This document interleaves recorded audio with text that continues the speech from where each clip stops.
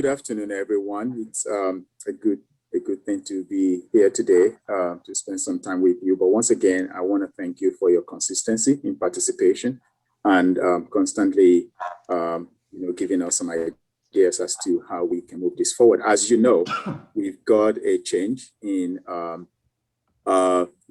schedule for the comprehensive plan. So rather than it going to council for adoption in April, it's not going to be in June.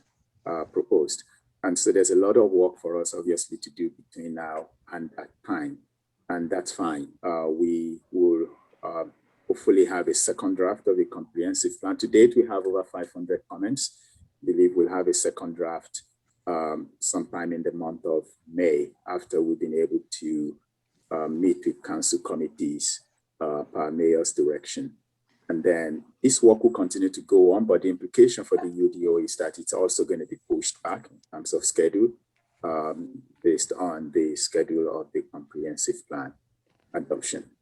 We also have a couple new members, and I don't know if they are on with us today, but we have Bobby Drakeford will join us, I believe, to be a member of the OAC. Some of you may know Bobby Drakeford as a developer, but also is a member of a new organization called the Community Benefit Coalition.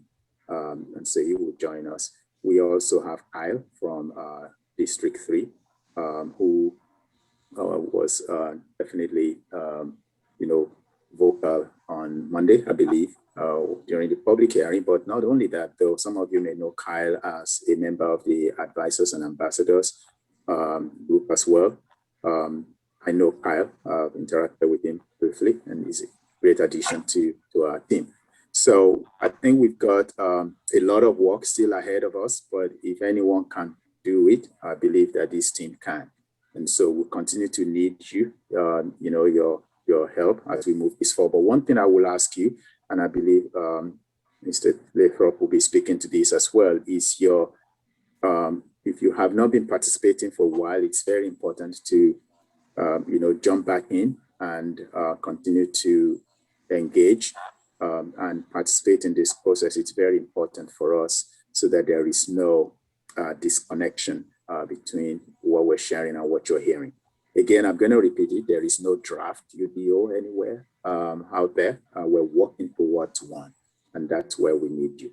So I'll stop there, and then I'll hand off to Mr. Lathrop. Thank you very much once again, and welcome to Bobby and Kyle. Thank you, Taiwo. I want to welcome everybody, and I want to thank your team again, Laura and Alan and you and Allison and everybody for your perseverance and your commitment to process on this.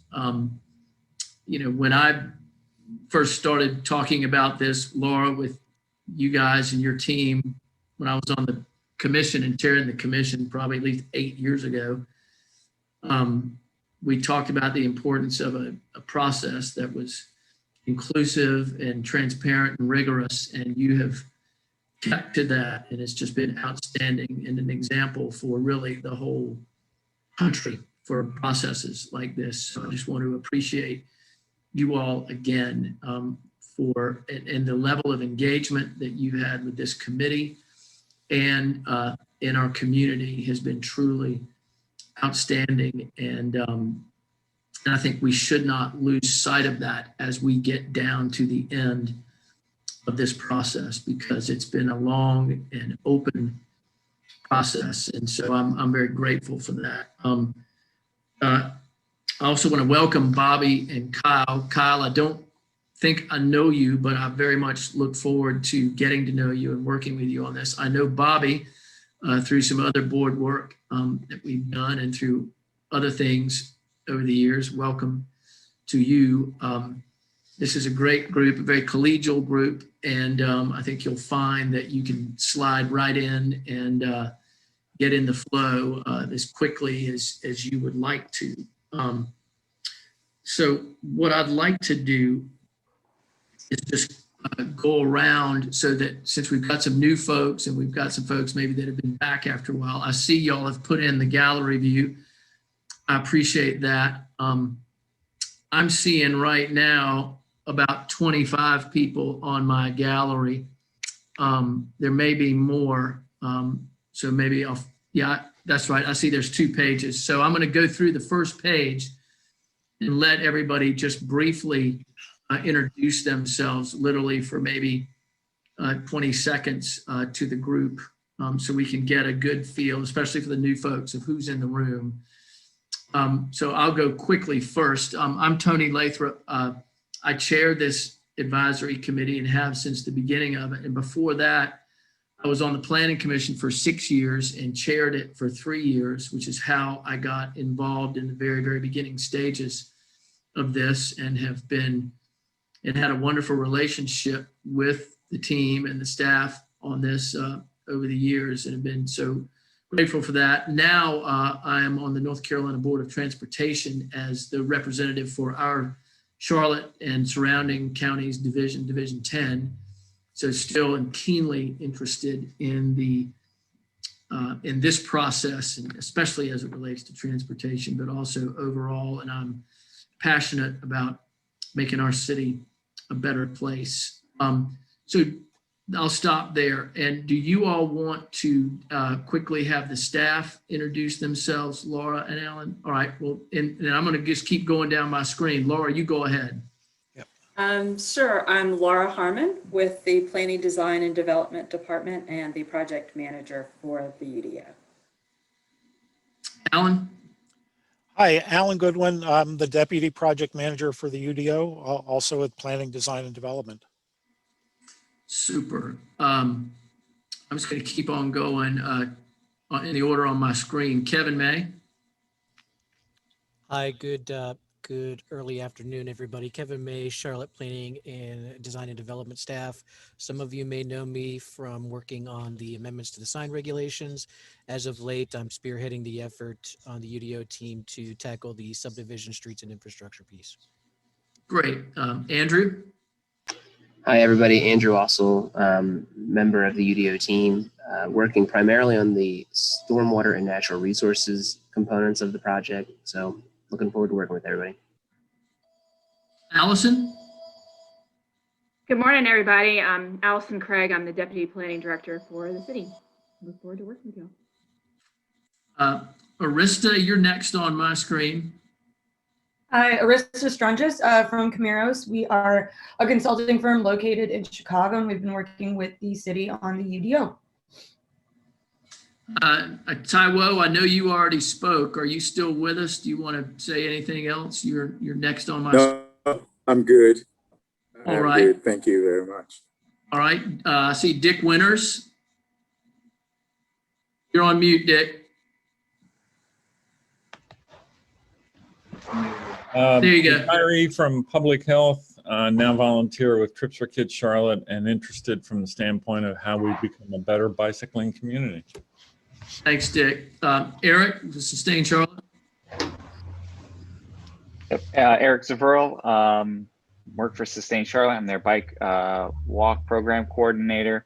Also, my education background is in urban design and planning. Thank you, Eric. Ellen Citarella. You're on mute. I think I have it. There. I'm Ellen Citarella, and I'm here representing the Dilworth Community Association. Welcome. Wonderful. Mr. Walters. Oh, hi, everybody. My name's David Walters. I'm an architect, urban designer, retired from UNCC a few years ago, and I've been active in the region in education and in professional practice since 1990. It's a long time. And David is very shy, so we need to draw him out of his shell opinions about land use. Oh, if you'd asked me, I'd have said something more stimulating, Tony. Just give me a heads up. Okay. Thank you, Chris. Hey, everybody. My name is Chris Jeanette. I'm a principal with Camiros, the consultant on the UDO. I'm a landscape architect and urban designer by training. Mr. Fields. Good morning. I'm Walter Fields. I'm a recovering city planner and was invited by Taiwo to be part of this. Actually, even before Taiwo came, was invited to be part of this august body to work on a combined city document with all the development regulations in one place. A good idea, and we're looking forward to seeing it all come together. Mr. Dittner? You're on mute. Hi, this is Derek Dittner. I'm a lawyer at Catton Much and Rosenman, although I was an architecture major in college and sort of kept my hand in that world. I represent the Barclay Downs Homeowners Association and the South Park Association of Neighborhood. Thank you. Thomas, you're next. Wait a second, you didn't want to try my last name? That's I not didn't fair. want to, well, it's only about 3 letters of it are showing for me. So I'm go there. All right. Yeah, I'm used to the Thomas pause thing. So yeah, I'm Thomas Habapur with Design Resource Group, which provides landscape architecture, civil engineering, and transportation services. And I myself am a landscape architect. So enjoy working with everyone so far and look forward to the next steps. Thank you, sir. All right, to one of our new folks, Kyle Lupke. Sure. Kyle Lupke. I am representing Enderley Park over on the west side. I moved here from the Twin Cities about 3 years ago, and my partner and I live over here. As Taiwo said, I was a strategic advisor on the 2040 plan, and in my day job, I am a lawyer at US Bank. Thank you, Kyle. Brent Gilroy. Hey, Brent Gilroy. I'm a public affairs consultant. I live in Southeast Charlotte in Stonehaven. And guys, I have to sign off in the middle and get on the phone. So if you see a 301 phone number, it's okay. Thanks, Brent. Marjorie Parker. Hi, I'm Marjorie Parker, and I represent Hidden Valley, and I'm also a retired city employee. The department was Cat's Records manager. Outstanding. Welcome. Rob Nanfeld. Hi, Rob Nanfeld with Revic. Great. Michelle, you're on mute. Here you go. Everyone, Michelle Mans, Legislative Affairs Director for the Greater Charlotte Apartment Association. Thank you. Nate Doolittle, Land Design. Yep, Nate, civil engineer, Nate Doolittle with land design. Look forward to working with everyone. Rick Saltrick. Hey everybody, Rick Saltrick, civil engineer. I was a former city engineer down in Miami Beach. Also have a background in urban planning and came to the committee through the Stormwater Advisory Committee. Thank you, Rick. Shad. Yeah, I'm Shad Spencer and I'm the zoning administrator. Thank you. Next is Mariah. Hi, my name is Mariah Wozniak. I'm a graduate student at UNC and I'm an intern on the UDO team. Thank you, Mariah. All right, next I've got Brittany. Thanks, Tony. Hey, everyone. Brittany Lenz, land use attorney with Alexander Ricks and Freedom Park resident. Lisa McCarter. Hi, I'm Lisa McCarter, and I'm in zoning administration. Super. Lorena Green. I am Lorena Green. I work with the Planning, Design, and Development Department. I do project support, social media, graphics, and marketing. Thank you. Next is Josh Weaver. Hi, I'm Josh Weaver. I'm this work with the Charlotte Planning Development team. I'm the subdivision administrator. Thanks, Josh. Next is my neighbor, Cheryl Myers. Hi, neighbor. Hi, everybody. I'm Cheryl Myers, Senior Vice President for Planning and Development with Center City Partners. Thank you, Cheryl. John Friday, my former Planning Commission colleague. Good morning. This is John Friday. I am in my 6th year on the Planning Commission, so I think I have been with this from the very beginning, and I am a retired architect. and looking forward to getting this thing adopted. Ms. Montgomery? Hi, my name's Sandra Montgomery, and I'm with the Charlotte Planning, Design, and Development Department, and I'm working in the UDO section on the administration chapter. Thank you. Thank you, Sandy. It's not showing very well. I've got T. Newsom is next. I can't tell from that cryptic. Hi, I'm Tracy Newsom. I'm a transportation planner with Charlotte Department of Transportation, and I'm on the interdepartmental team working on the UDO. Thanks, Tracy. Mm-hmm. Dave Wiggins. This is Dave Wiggins. I'm with the Steel Creek Residents Association, and I'm a retired geographer with the Census Bureau. Welcome. Thank you, Dave. Felix. Felix Obregon. I'm a transportation engineer. I'm with CDOT the planning section, and I'm working on the UDO. Keith. Good morning, Tony. Good morning, everybody. Keith McVeigh with Moore Van Allen, zoning and land use consultant, also former city employee, worked for the planning department for a number of years. Happy to be part of the group and happy to help. Kiba Samuel. You're on mute.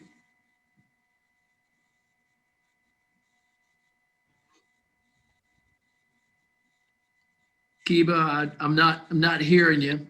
There you go. Good morning. Can you hear me now?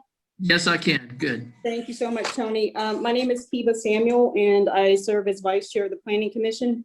And that's exactly why I'm here. And I think I'll leave it at that. It's good to see everybody this morning. Thank you. Thank you and welcome. I think that's all I see. Alan, do you and Laura, y'all see anybody else? No, Tony, I don't. And I just wanted to let you know that Bobby Drakeford did send us an email saying he would try to join us a little bit later. He had a commitment right at 11:30. So you may see him show up later in the meeting. Super. All right. Well,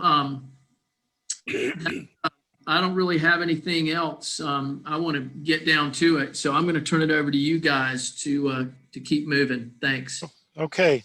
Thank you. I'll pick it up from here and then I'll turn it over to Laura as we go. So the topic of today's meeting are the proposed concepts for landscape and screening standards in the UDO. These will be in the zoning section of the UDO.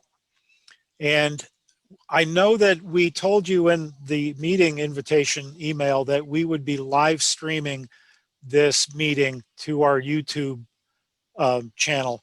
We couldn't make that work for this meeting, so we're going to try to get that ready for the next meeting. So for the time being, we will do this meeting in the normal way. It is being recorded.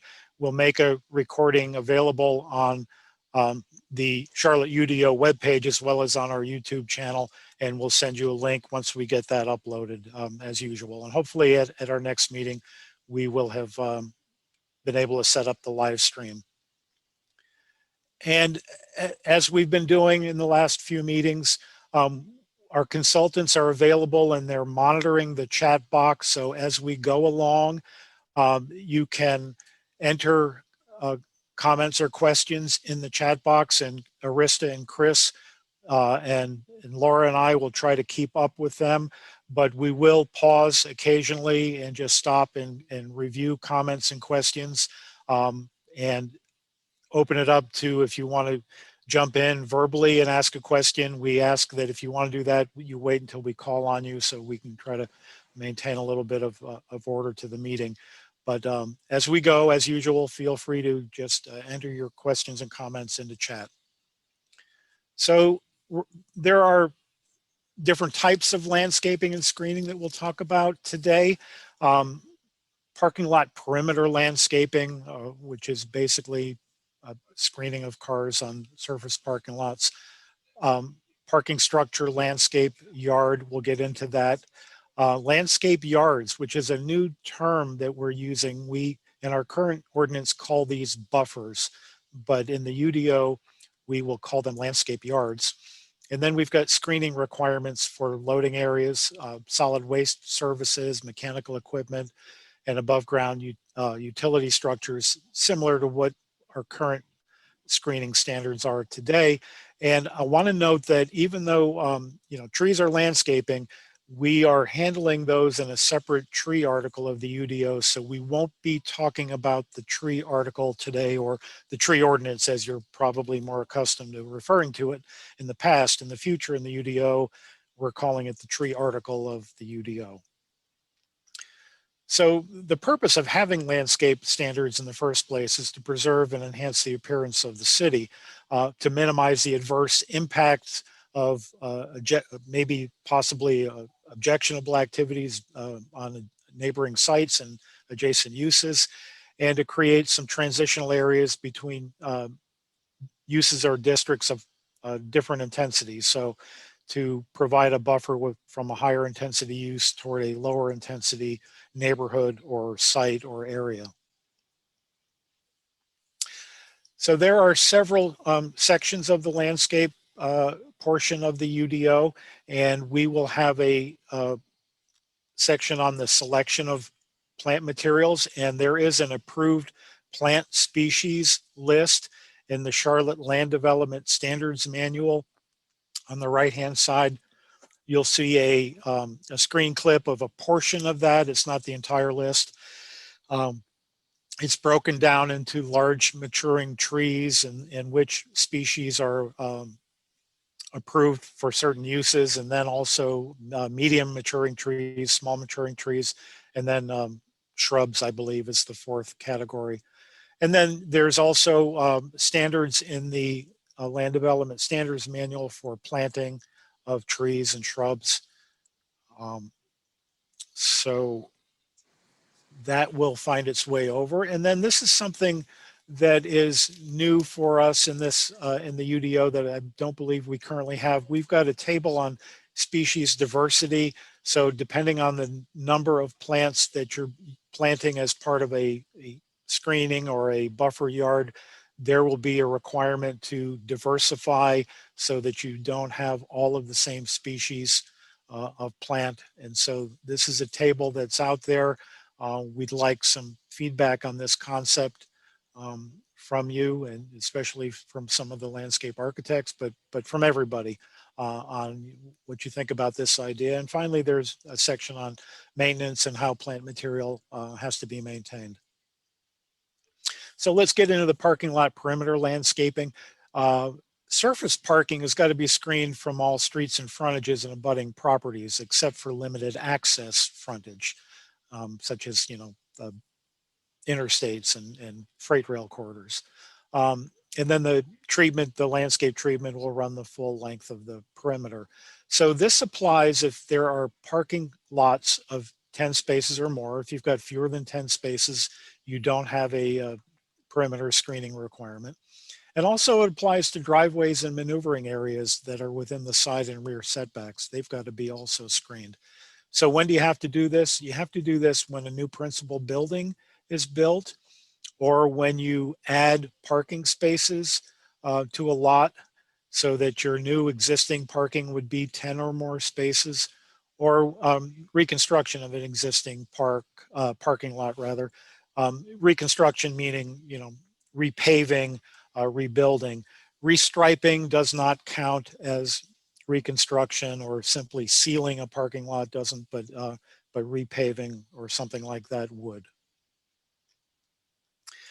There are exceptions to the parking lot perimeter landscape requirements. When you've got parking areas that are shared between property lines, and maybe there's a property line down the middle of the parking lot, obviously we're not going to ask for a line of screening requirements that runs down the middle of the parking lot.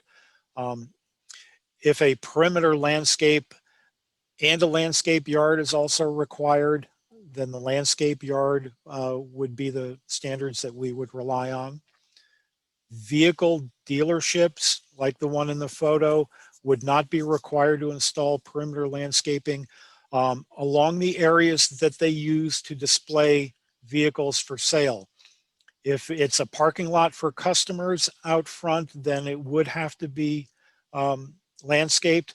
But if it is where they're displaying the vehicles that they're putting up for sale, then we don't want to have to block those from view. So there is a difference there. And then there's an out for sites along the edge of another property if the zoning administrator determines that landscaping that edge would serve no meaningful purpose. There are some general standards for the parking lot perimeter landscaping. It has to be at least 5 feet wide, the landscape area. If there are curb stops or things like that, or wheel stops in a parking lot, we add another 2 feet between the landscape area and the wheel stop to allow for the overhang of bumpers and so forth.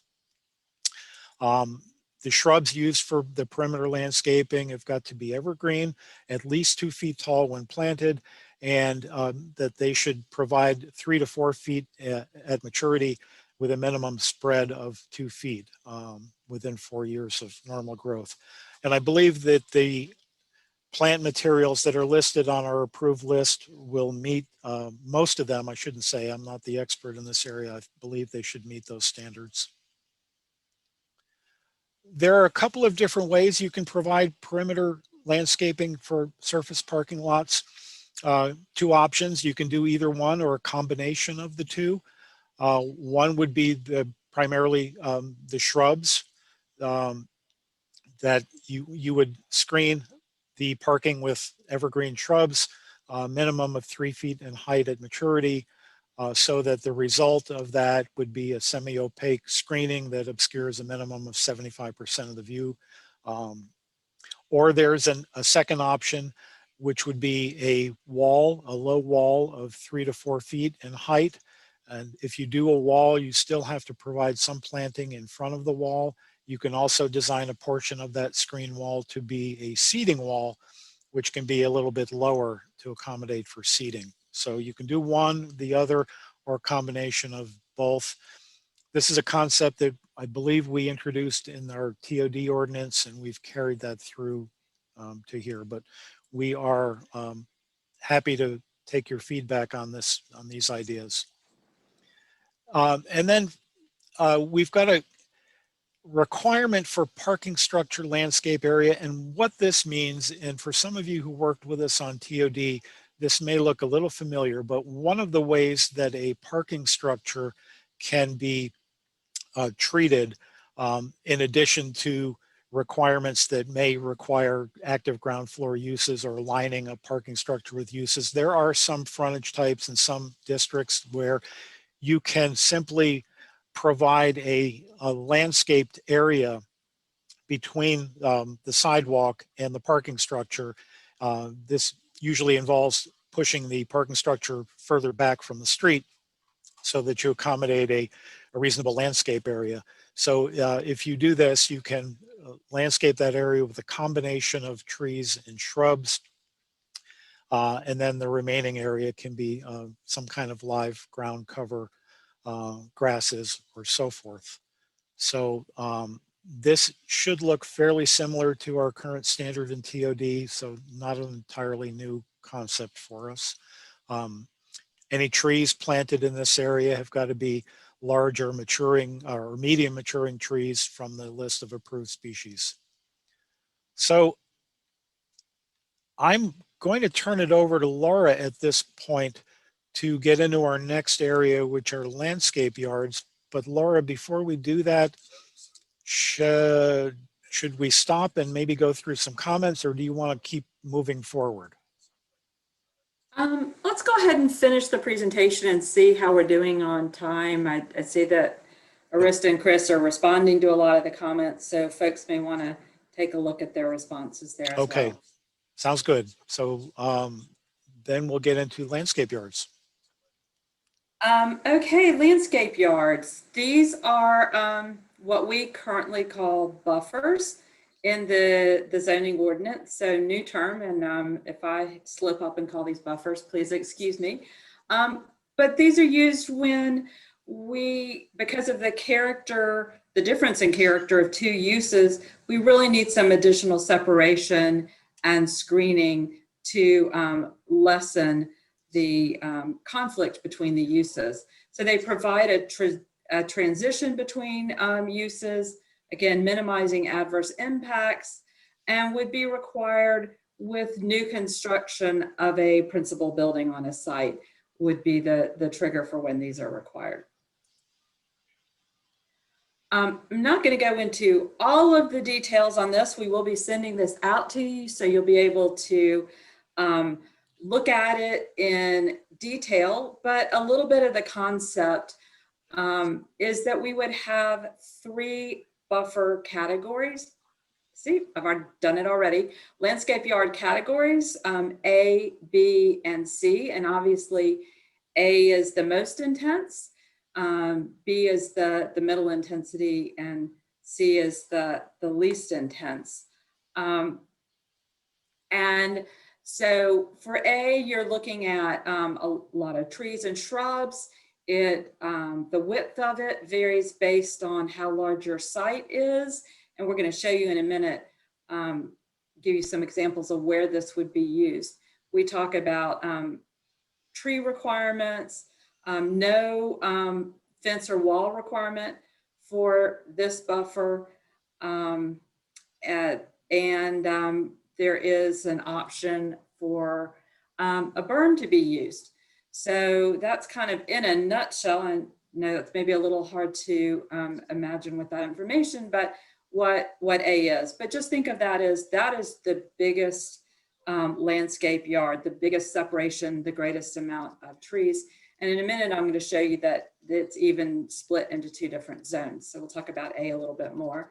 And then we have our medium landscape yard. It's a 25-foot width. Again, we talk about shrubs and trees and requirements for that.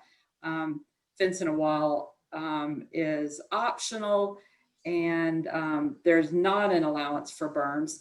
And then the 10-foot landscape yard, which is what we would use in many of our more urban conditions, is more narrow, but there is a wall requirement with that to help supplement the trees and shrubs and provide that screening between uses. So that biggest landscape yard, the Class A, is divided into 2 zones. Zone 1 is the first 25 feet closest to the other property, and it is the most intensely planted. And then there is an additional separation space to provide transition with a lesser planting requirement. Not to say that it can't be planted further, but it does give more flexibility and some options to put other amenities in that second zone or the zone 2. I'll show you a little bit more, Alan will show you a little bit more detail on this. I know that you can't probably read what is on the chart on the left-hand side, but the way so we have some slides that give you a little bit more detail on that. But the way the landscape yard works is that the more intense development type that would have an impact on an abutting use would provide the landscape yard, and then the level of landscape yard, again, based on the comparison of intensity between the 2 types of uses. And we also have some situations where we'll have prescribed conditions related to landscape yards as well. So we'll be referring in maybe prescribed conditions in the use definitions may say this use has a requirement for a Class B landscape yard as well. So you may see that in other parts of the ordinance when we pull this all together. So just a little bit more example as you are looking at this, and let's maybe look at the commercial. If you go down to the 3rd category, if you are a commercial place type and you are either a CG zoning or a CR zoning, or frankly, any of the conditional zonings that would remain and would be classified through place type mapping as commercial and you abut a N1 or N2 place type, you will have a landscape yard requirement. And for the CG, it is a less intense requirement. That's that middle category, the B category, that's 25 feet wide. And for CR, it would be a greater width based on your lot size. So again, more intense development provides that transition to the lesser intense development. And we are basing this off of place types and zoning districts to provide that, the determination on what landscape yards you have to provide. It's a lot like our current ordinance, but we hope a little bit simpler than what we have. And so we are going to send you these charts, and I realize we are going to have to come back and we'll explain this in our follow-up. We're going to also have to determine how we deal with our current conditional zoning that won't translate. A little bit of a nitpick in this, and that we'll send you also the second slide. Again, more information showing you that if you are developing the more intense use, then you will need to provide a landscape yard to the less intense use, and we'll explain through this chart what you need to provide.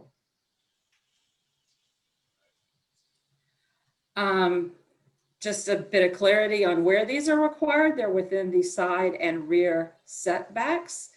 In certain circumstances, they may be required for other setbacks. For example, outdoor storage would have a landscape yard requirement that may be in your front and not only in your side and rear.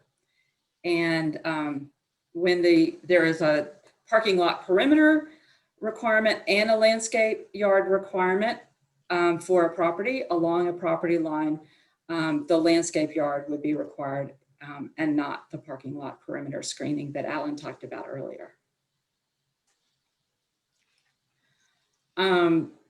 Some other standards, and again, we'll get this information to you. It's a lot of detail, but we do know that at times we need to accommodate in our landscape yards certain facilities like stormwater and water and sewer. They're allowed to cross these yards perpendicularly, but other than that, sorry, I'm admitting people into the meeting at the same, trying to watch for that at the same time. I'm a little distracted. You can't put your Laura, I'm sorry, I accidentally muted you. Would you?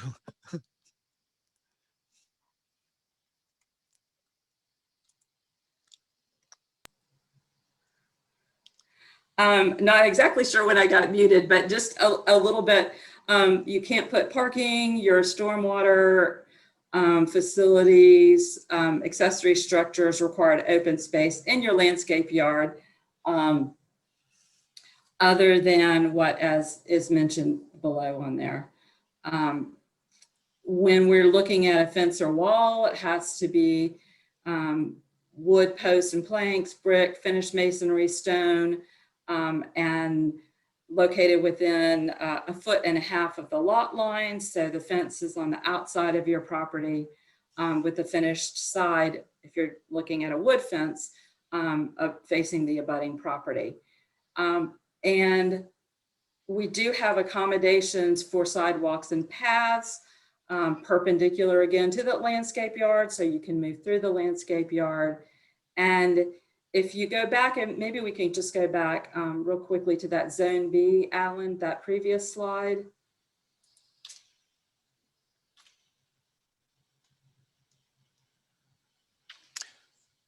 One more, there. Oh, next one, sorry. The next, the graphic, there. So Okay. the zone B area for that, the Class A landscape yard, where you have a lot of open space and landscaping, but not necessarily filling that area. We'll have some opportunities for things like picnic tables, pathways, and so forth in there so that it can be used for the enjoyment of the folks that are on that property.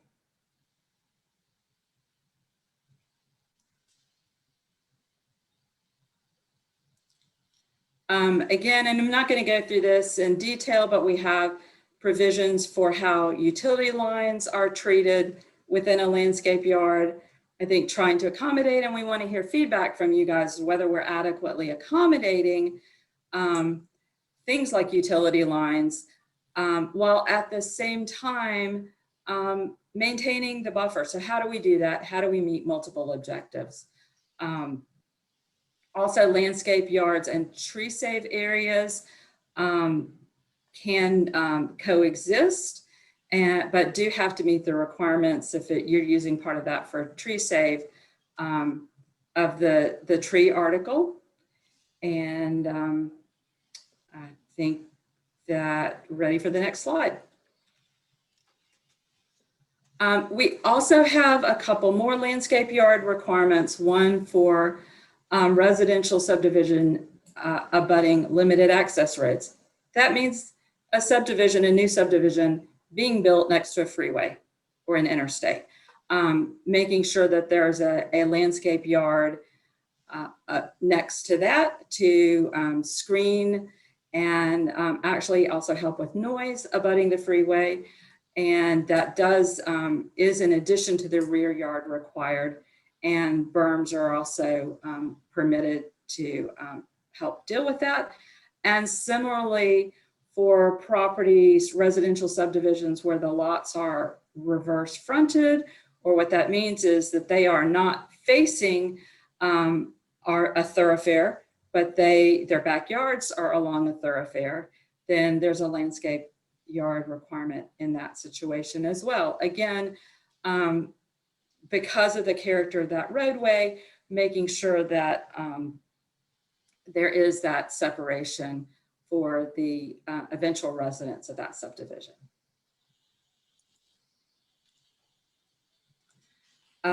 Back a little bit to more of the screening approach, a couple of areas where screening is really important. In our current ordinance, we have this, and going ahead and modernizing this. For loading areas, for all areas except for our manufacturing and logistics districts, the loading areas will need to be screened from all of our frontages and streets. So that means not only from streets, but from parks and public paths and so forth. And we do have standards for that. Again, a lot of details, so trying to give this to you at a high level, and then we'll send this presentation with more details out to you. For the manufacturing and logistics districts, if the loading is to the side or rear, it's not required to be screened. Because frankly, in that case, you're going to have a landscape yard that's going to take care of that. Screening would be required when it's in the front of the building, but using the parking lot perimeter screening approach. And this is for exterior loading areas. If you have an interior loading area, it has to be screened by loading doors that would remain closed when not in use. And we know obviously when they're in use, they would be open. Wouldn't have the screening at that point in time, but otherwise when not in use with closed loading doors. We have also screening, and this largely follows what we have in our current ordinance as a little bit updated through TOD for our solid waste facilities, dumpsters, recycling containers, having to have a solid wall or fence on 3 sides with the gate on the 4th side, and with a height that would screen the dumpsters, recycling containers within that area. And then similarly, for the service areas that are within a building, being screened with a door that would be obviously opened at times for trucks to come in and out, but closed the rest of the time. And then there's a provision for outdoor storage screening as well. And then finally, pulled from TOD, the standard we've been using there, we think works for the rest of the ordinance, screening for mechanical equipment. And I have my TOD ordinance open because I think some folks may wonder what is mechanical equipment. And heating, ventilation, air conditioning equipment, electrical generators, electric and gas meters, and similar equipment. So that's what we have in TOD. Same standards would apply in the ordinance, that it would not apply to those items for single family, duplex, triplex, or quadruplex units, but for your larger developments. And then the above ground accessory structures. Again, these are utility structures that are above ground, and I'm reading again, associated with electric, natural gas, water, wastewater, stormwater, telecommunications, cable TV. Again, screening of those utility structures that are above ground in the way that is handled for TOD. There are in the current ordinance, and we would continue to have an alternate landscape requirement where the zoning administrator can alter the requirements of one or more of the conditions when strict adherence, when following the rules exactly, would really not serve a meaningful purpose or would make it impossible to install the required landscape yard or screen. So looking at topography, maybe a site is low or high compared to the street, and the requirements don't make sense. The size of the parcel, something related to the soil, presence of required landscaping or screening on adjacent property, just for some reason that when someone is designing a site, our requirements in here, if followed literally, just don't make sense. And so we need a way to provide alternatives for that. And so that is the provision in here to provide alternative materials and approach. So while I have not been able to follow the chat, I can see that there are lots of comments. So I'm going to suggest at this point, Alan, that maybe Arista and Chris, if you could help just move us through the chat, the comments, and provide the feedback that you guys have been providing on the major comments that we've received. And as usual, we'll be capturing the chat and taking a look at it. But nonetheless, we encourage you when we send out this presentation with the survey to please also provide feedback that way. That is the best way to ensure that you will get a response to your comments. Okay, so there's a lot coming in, some good comments, some things for us to take a look at. I'm going to try and group some of the ones that we heard because they kind of popped up in different places in the chat. So just to be very clear, the approved list of species that will stay in the Land Development Standards Manual and be incorporated by reference. So it's not going to be part of the UDO, so you don't have to keep going to council to update it. There was a question regarding cultivars, if there are different species. That is a good question. We'll have to talk to Urban Forestry about how they want to handle that.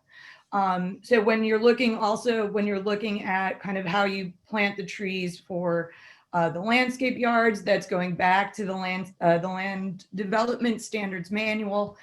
So that's how that works. Kind of going through this, and Chris, jump in if you catch something before I do. Regarding the issues of triggers, kind of when they're required in terms of what we've talked about, the parking lot landscape, as well as the landscape yards. We'd like to make sure that all the triggers in the ordinance align, but there may be some instances as we're working through all the different sections where certain triggers are unique to that. There was a question regarding in terms of the parking lot perimeter, having, when you have the landscape wall, if you get a reduction in that 5 foot, issues or questions regarding why plantings are required. The idea there is to soften the wall effect of that small pedestrian scale wall. It's lesser plantings. It's, as you know, from TOD, which is the current, we basically took the current requirement. It's only 60% of that landscape wall, and you can use a variety of things. It's not a requirement of X shrubs per square foot or linear foot. Kind of going through these things. There was a question of, the spacings that are in place. Has urban forestry reviewed these spacings in terms of, I think, primarily through the landscape yards? Yes, we are working with them to review this article. I know Laura's been in touch with them, and we've spoken to some of them as we've been kind of coming up with a proposed draft.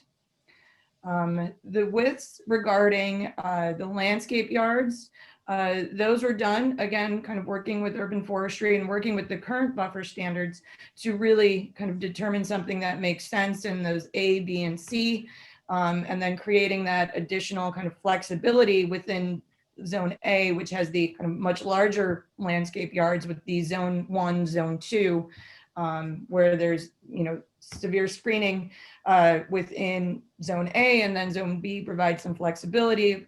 In addition, as Laura said, adding some amenities.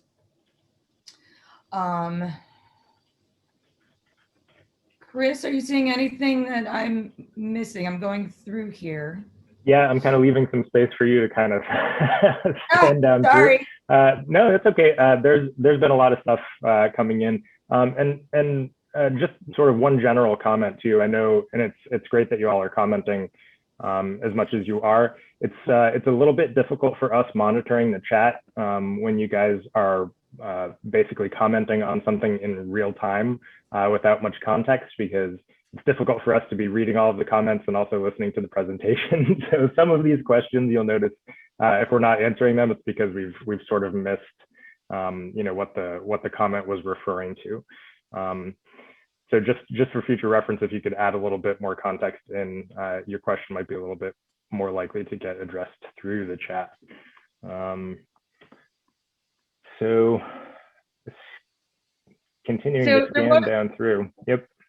While you're looking, the one thing is that we have maintained the current requirement that in the landscape yard areas, you can locate your tree saved trees in there, but it is cumulative. So the trees you're required to plant for the landscape yard are in addition to the trees for the tree save. So it's not that you can double count those. That, as we understand, is the way it's been currently managed. And that was something that we brought forward within this proposed set of standards that we've crafted for landscape. And I think that's something I think we'll go back and look at again with urban forestry a little bit. So if anyone is thinking like that's not the way to get a little bit more clarity on how they've been treating that, we will be circling back with them.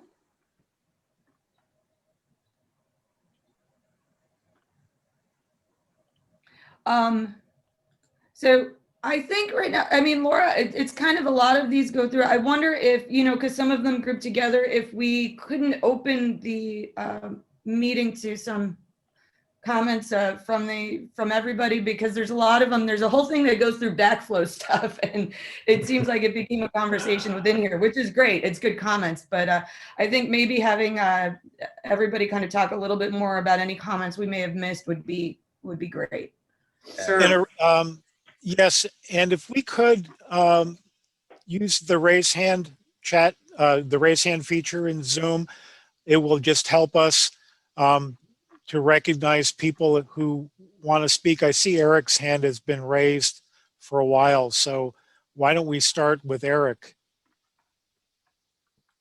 Thanks, Alan. I just wanted to make sure we covered my comment about, I know it says it's permitted for pathways in the landscape yards, but just concerned, especially when you have goods and services like the commercial areas, that we don't create these barriers, especially if there isn't streets present, and then maybe making required pedestrian bike connections every like a reasonable walkable block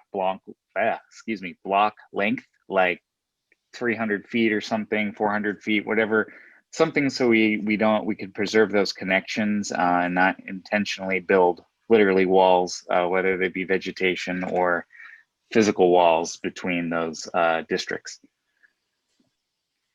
Eric, I'm glad you bring that up. I think you're going to be really interested when we get in a few months to the subdivision, streets and infrastructure section, because we do have some discussion on pathways in there. And we certainly don't want a landscape yard or screening to be a reason not to have that connection.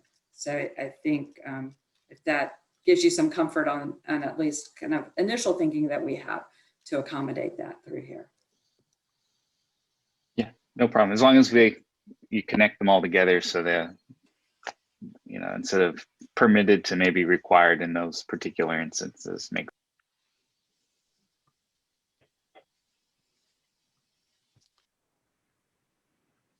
Okay, I'm not seeing any other hands being raised. Have I missed anybody?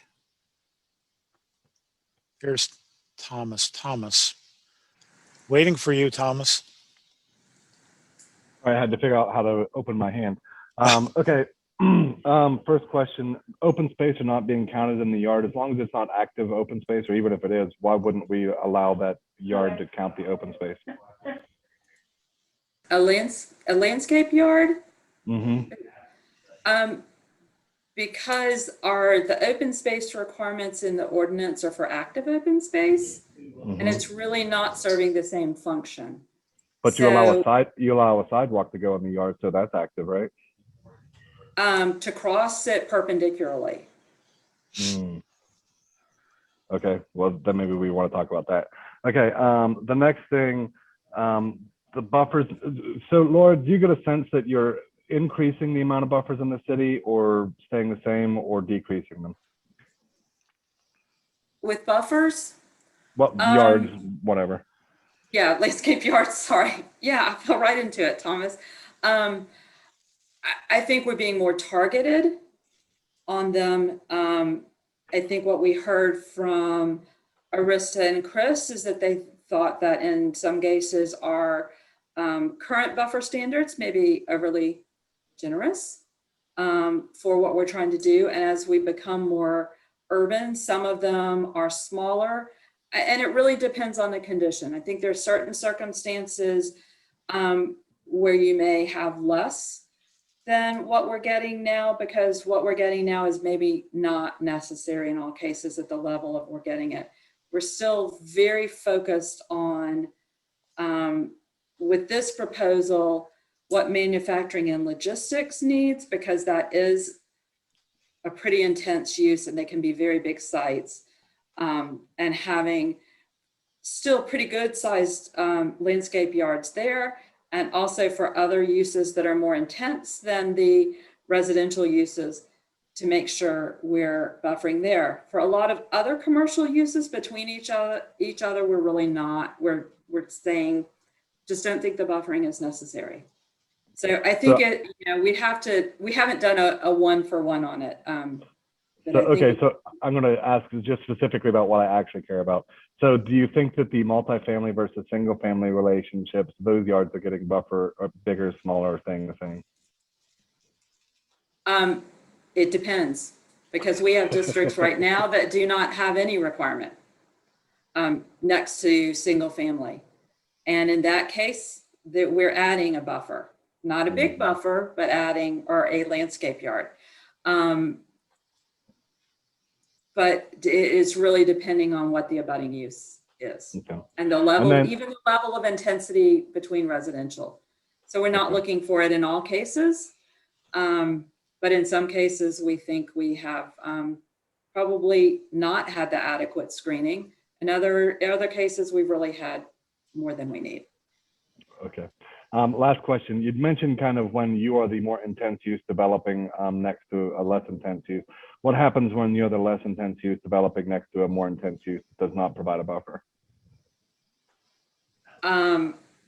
This comes up all the time. So for example, I develop a multifamily parcel next to an existing industrial facility.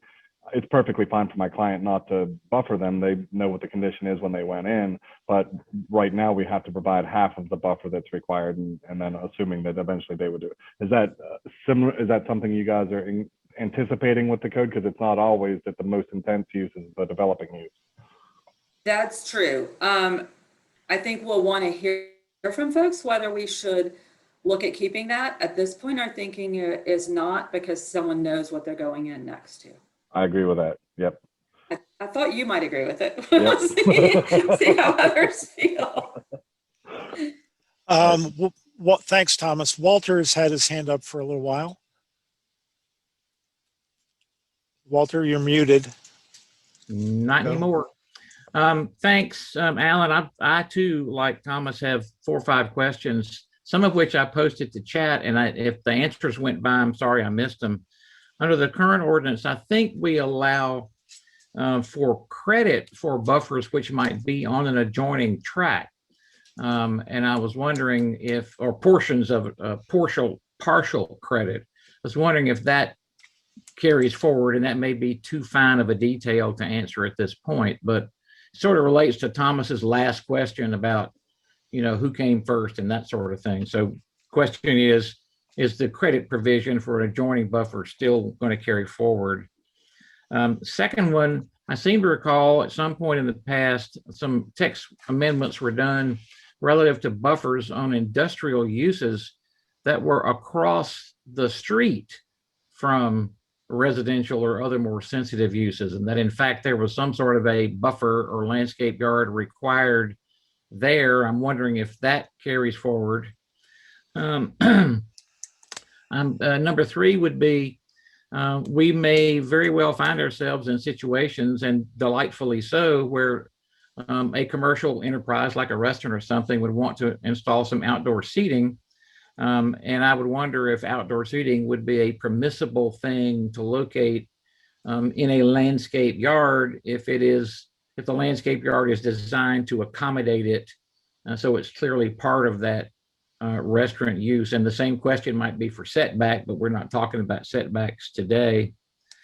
Can we, Walter, I know you've got several questions, but I'm afraid we're going to forget what your first one was by the time you get to your 5th one. So, all right. The first one was, do we get credit for buffers that exist on the adjoining tract against a requirement that might be applied to our developing site? Question number 1.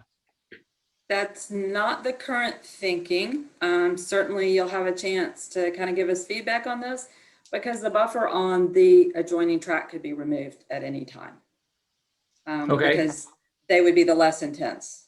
Okay, second question, will there still be a buffer requirement on the front of, and I'm just using the word industrial site, it's across the street from residentially or other sensitively zoned parcels?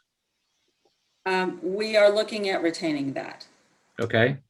I'm going to ask Chris and Arista if I say anything wrong, and kind of what our thinking so far has been to help correct me. Yes, that's correct. And we had stated that when we were looking at kind of the district standards, but you can see there in the ML1, ML2 setback abutting a street located across from N1, N2. So yes, currently we're looking to keep All right. that. Sorry, I couldn't see that fine print on the screen, so thank you. The third one was the question about seating, like restaurant seating or something like that, in the landscape yards, as long as it's designed in and you still meet all the other landscape yard requirements. Initial thinking is that those things, I think you would be into the alternate buffer screening, alternate landscaping. At that point in time, I will admit I'm having a hard time imagining how that would work, and that you would still be accomplishing the separation and screening. And part of the reason for the landscape yard is also to separate. So I think if in the survey we send out, if you have any examples of that where you think that's worked and something that should be considered as a concept, that would be really helpful. Well, I think it would be more likely in an environment people seem to think we have exclusive single-family districts in Charlotte, and we never have. All sorts of things can go in a single-family district. And so it strikes me that if I was in an environment next to an institutional use, a church or a school or something, which is permitted by right in residential, that would not be the same sort of sensitive edge that I think the landscape yard is necessarily designed to treat. So I'm just trying to think of other circumstances where some of that area might be able to be incorporated for other amenities that we say we want to have. Yeah, take a look, and we'll look forward to kind of getting some comments through that survey. Okay, fourth question would be, if the low point of my site is in one of the side or rear, and in the front for that matter, why could we not do meet our stormwater requirements in those areas if they are designed in as part of the landscape yard design? If the water needs to go downhill, why would we not be able to incorporate it in those areas if it is designed in and essentially becomes an amenitized area for the site? I think it depends on how that's done. I think that's an interesting concept. I think we'd have to make sure it still meets the intent. And would love to see that as a comment coming back on the survey so that we can look into that. Certainly would want to talk to the folks that are dealing with this day in and day out and make sure we didn't lose the intent of that, and whether or not that could be worked in as part of that alternative approach or not. Okay, and my last question, and this also was put in the chat, and I don't know all the details, but I'm based on my knowledge level at this point, I seem to want to be concerned about being able to use the same geography for both tree save and landscape yard. I mean, that's a good thing, but then potentially doubling up on the tree planting requirements, because there are spacing requirements in the tree ordinance, and I guess in the landscape, in the land development standards manual, about how close you can put trees to certain other things. And if you're essentially doubling up on the trees, if we will run into a situation where we physically can't put them on the site. And I don't know if Thomas has any thoughts on that or not, because he's challenged with meeting those requirements. And so that's my question.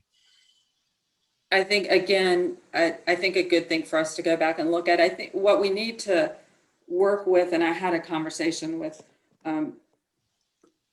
someone from urban forestry yesterday, is whether or some thinking that maybe you can use the same land to meet both of your requirements, your tree requirements, talk about down the road, and your landscape yard requirements, but you need to meet the requirements of trees in landscape yard. So the potential to be able to meet both of those, but still meeting all the requirements. Yeah, that was sort of my question. I'm glad we can use the same geography, but you're essentially having overlapping planting requirements, one set from the landscape yard and one set from the tree ordinance. And the tree ordinance has specifications for spacing, how close trees can be to different things. And I'm not trying to not plant trees. I'm trying to look down the road at a problem in terms of, can you fit them all in? And that's really sort of the issue. I think we could test that maybe, and once we have some numbers to work with, we could maybe run a couple of tests, or maybe somebody can help us test that out. Somebody who's more familiar with doing that. I'm looking at a couple of you landscape architects in the group.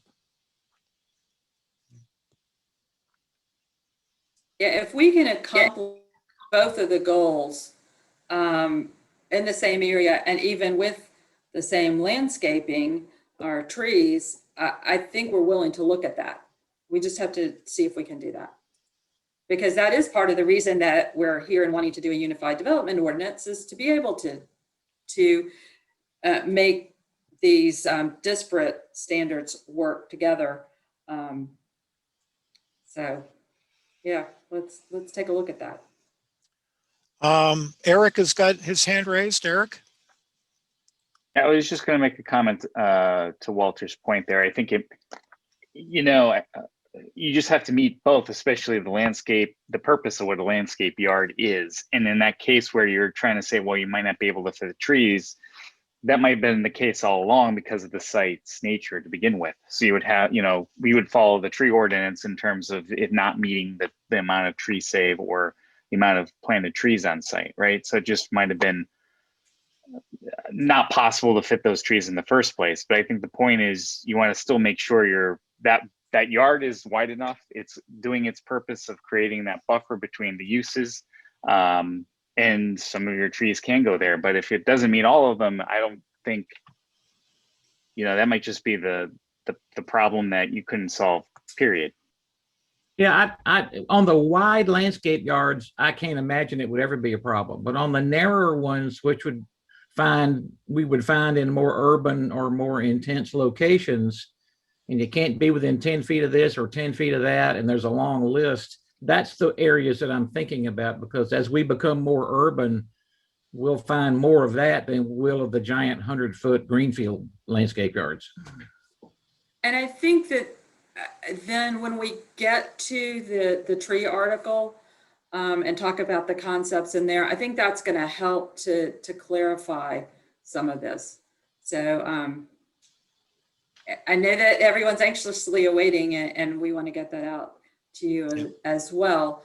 But we probably need that information and kind of the proposal for the tree article as well, because there may be ways to accomplish certain things. You may not be able to do a traditional tree save in a 10-foot wide landscape yard. Thomas, I do see your hand up, but I was scrolling back through some comments, so I'd like to maybe comment on one of the questions that was asked in the chat about screening of the above ground utility structures like backflow preventers, and have we run this by the utility companies and with Charlotte Water. These are no different for the most part than some of our current standards, which granted in some specific installations may be a little difficult to screen some of these and still have the amount of operating room around them that the utilities prefer. So we've tried to accommodate that by leaving one side unscreened, and hopefully that can be the service side of that. If it's a backflow preventer, for example, the side that opens up. But then we also have the option of using a wrap on some of those, and particularly in where they're hard or very difficult or next to impossible to screen, to have an alternative way of dealing with those. And I know backflow preventers some of them are just getting huge, 5 and 6 feet tall. And yeah, they are pretty tough to screen with a 3-foot shrub when your backflow preventer is 6 feet tall. So yeah, I'm with you there. If you've got any thoughts on an alternative way of doing it, or tweaking some of our requirements, we would sure love to hear about it. Thomas, let me recognize you again. Okay. So first, I'm going to go to your thing first, because that was actually a really good point.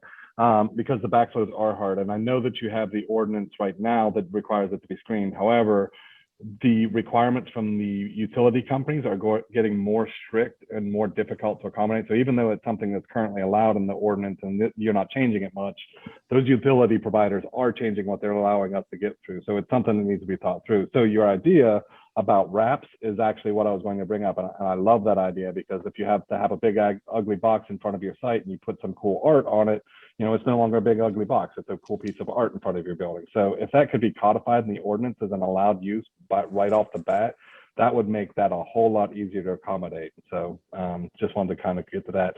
And then the whole thing about trees and tree buffers and all that stuff, I just want to say, because I mentioned this in the comments as well, that one of the other problems with buffer yards, I'm going to mess that up for the next 10 years. is the shrub requirements. And I really think that we need to spend some time thinking about what that is, because what I really don't like having to do is we use an existing tree save area to meet the tree ordinance requirements, but there are no shrubs in a forest. So we go back through and we have to hand put in a bunch of shrubs in that existing forest to meet the buffer requirements. Well, those shrubs, first of all, have to be hand dug because I'm not allowed to have equipment in there. Second of all, they'll be dead in 2 years anyway because shrubs don't like living in forests, and the only kind of shrubs that will live in a forest are privet, which are an invasive species. So we need to have some parameter that if you're using an existing tree save area to meet the yard requirements, that if it's over a certain depth or something like that, if there's topographic benefits or something, that the shrub portion of that buffer requirement could be foregone with. So. Yeah, I think that's good feedback. Laura, I'm sorry. Yeah. No, I was going to say, and you guys have great details on all of this and things, and you have been dealing with it day in and day out. Just implore you, and also the folks who probably need some more time to absorb all of this before commenting, to use that survey to give us that feedback. Do I need to just start skipping this and just spending my time on the survey, Laura? No. You need to do both. Yeah. All right. We've got about 10 minutes left. I don't see any other hands raised, and we've got a lot of people in the room. And I know that today's topic is pretty specialized, and probably most of you don't have a lot of experience in this area, but we sure would love to hear from you if you've got any questions or comments about this. We've heard from some of our designers and landscape architects. So again, feel free. We'll look for hands in the chat feature. If you can't find the raise hand feature in Zoom, just shout out.